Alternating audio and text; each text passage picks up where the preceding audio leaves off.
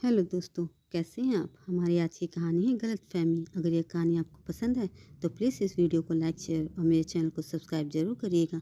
मेरा नाम जया है। आज मैं आपको अपनी कहानी सुनाने वाली हूँ। आज ही मेरी शादी अशोक से हुई है। शादी एक बड़े घर में हुई है। पैसों की कोई कमी नहीं थी। मैं और मेरे पिताजी अपने आप को बड़े खुशकिस्मत मानते थे कि हमें ऐसा घर मिला है। सभी रिश्तेदार भी कह रहे थे कि जया के तो भाग खुल गए, किस्मत वाली है। हम लोग उनके मुकाबले कुछ भी नहीं हैं।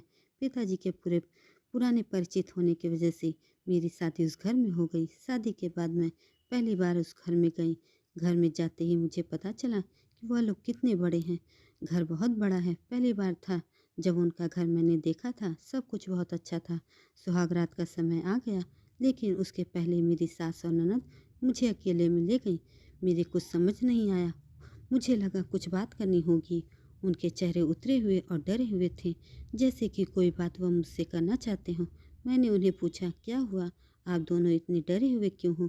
मेरी सास बोली, बेटा हम तुम्हें कुछ बताना चाहते हैं, लेकिन तुम यह सुनकर हिम्मत रखना। साथ ही मेरी ननद भी बोली कि अब हम जो तुम्हें बताने वाले हैं वो बात हम तीनों के बीच में ही रहना। यह बड़ा घर है, यहाँ बात फैलते ज़्यादा समय नहीं लगता, और वो बात सबके सामने आ गई तो हमारे घर की इज्जत मिट्टी में मिल जाएगी।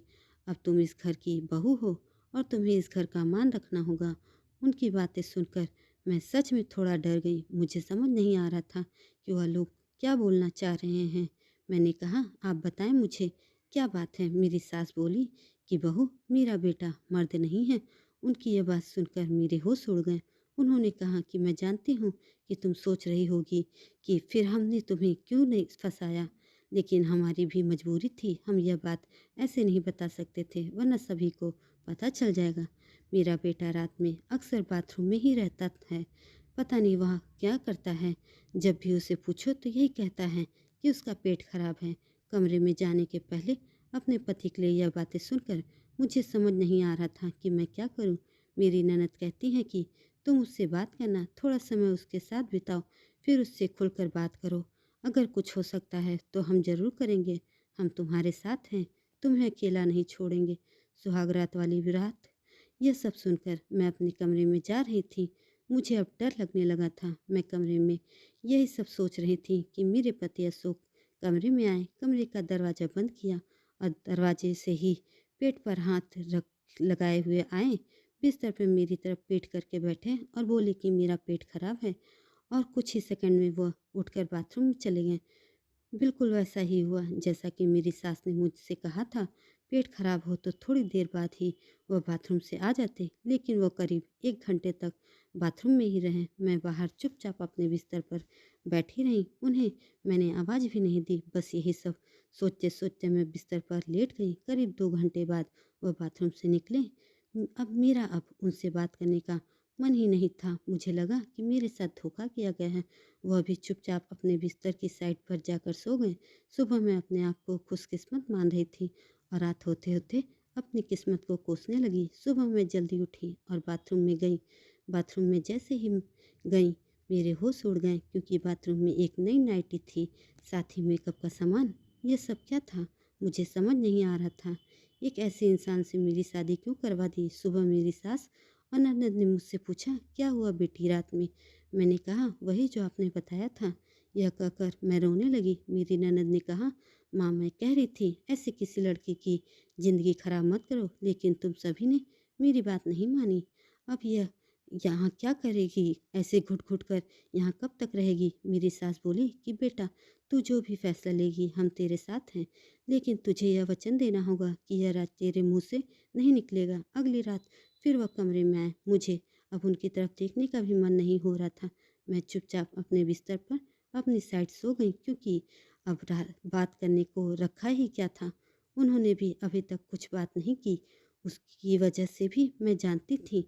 थोड़ी देर वो बिस्तर पर बैठे रहे और फिर उठकर वह बाथरूम में चले गए। मैं समझ गई कि वह वहाँ क्या करने गए हैं। थोड़ी देर बाद बाथरूम से चीज़ें गिरने की आवाज़ आने लगी, कुछ टूटने की। थोड़ी देर बाद आवाज़ रुकी और इस बार वह जल्दी ही बाथरूम से बाहर आ गए।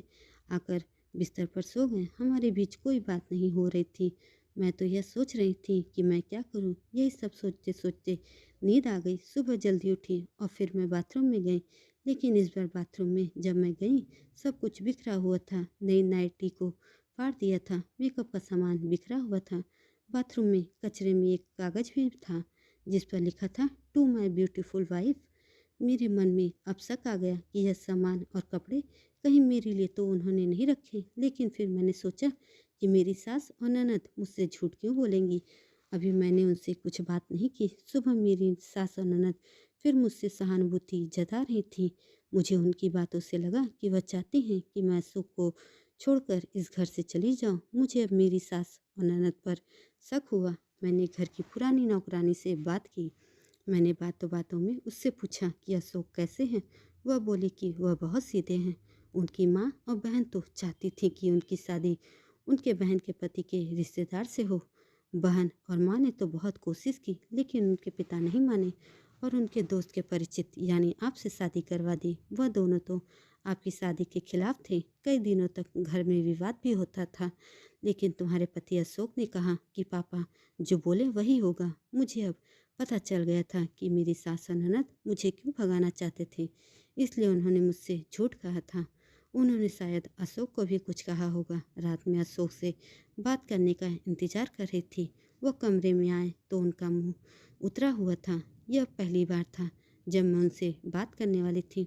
उनके आते ही मैंने कहा, आप मुझसे कुछ बात करना चाहते हैं? वह बोले, अब बात करने को रखा ही क्या है।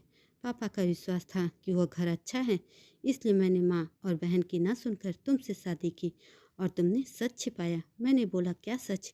यही सच कि तुम मुझसे शादी नहीं करना चाहती थी। तुम्हारी ज़िंदगी में अभी भी कोई और है। यह बात तुमने ही तो माँ को बताई थी। घर की इज्जत और पापा के कारण मैं चुप हूँ, कुछ कदम नहीं उठा रहा।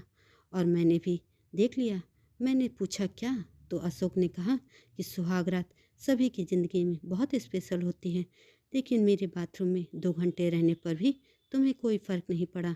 माँ ने सही कहा था कि तुम आवाज़ भी नहीं दोगी, बात भी नहीं करोगी। तब मैंने बोला, बाथरूम में रुकने को उन्होंने कहा था, और वो कपड़े और मेकअप वो मेरी बहन ने रखा था। कहा था, पहली रात का गिफ्ट है तुम्हारे लिए। मैं उठकर उनके पास गई और उन्हें कहा, आपको पता है उन्होंने मुझे क्या कहा? फिर मैंने उन्हें सारी बात समझाई और कहा कि वह चाहते हैं थे कि हम दोनों में गलतफहमी हो और हम अलग हो जाएं, ताकि वो जो चाहते हैं वह पूरा हो जाए। उन्हें गुस्सा आया, लेकिन मैंने नहीं कहा, नहीं, अब हम इस बात को यहीं ख़त्म करेंगे और किसी को कुछ नहीं कहेंगे। उस रात मेरी सारी परेशानी और गलतफहमी दूर हो गई। वह थी मेरी सही मायने में सुहागरात। अगली सुबह मेरी सास और ननद ने मुझसे पूछा, मेरा क्या फ़ैसला है, मैं क्या करने वाली हूँ। मैंने कहा कि मैं आप दोनों को माफ़ करके नई शुरुआत करना चाहती हूँ। आपको मुझसे कोई शिकायत नहीं होगी। मैं एक बहुत अच्छी बहू बनकर दिखाऊंगी। मेरे चेहरे पर मुस्कान देकर उनके चेहरे के रंग उतर गए। ननद तो उसी दिन अपने घर चली गई। दोस्तों, यह कहानी आपको कैसी लगी कमेंट करके ज़रूर बताएं, और ऐसी ही अन्य कहानियों के लिए मेरे चैनल को सब्सक्राइब जरूर करें। धन्यवाद।